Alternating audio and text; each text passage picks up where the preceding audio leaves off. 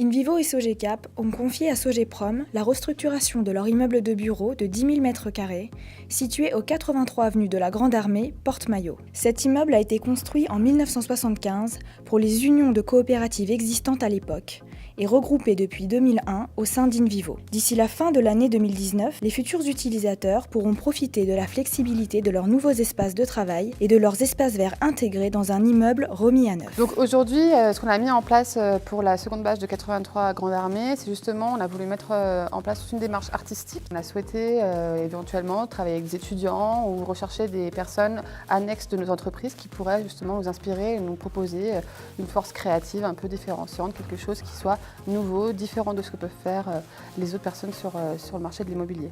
Donc ce que nous souhaitons voir sur cette bâche, ce sont des sujets finalement qui sont très génériques et finalement très dans l'air du temps.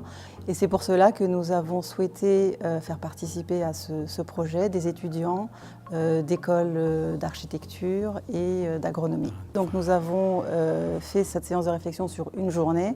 La première partie s'est déroulée au Salon de l'Agriculture.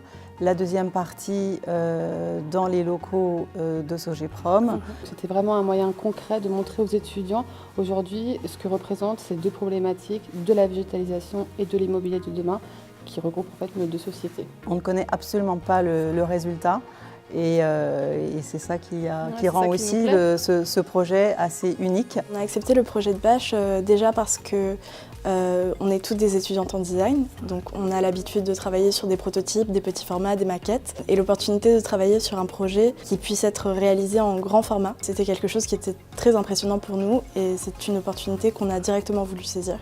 Alors pourquoi la bâche nous a séduits? C'est parce que déjà dans un premier temps, la communication en agriculture aujourd'hui c'est un point qui est assez sensible.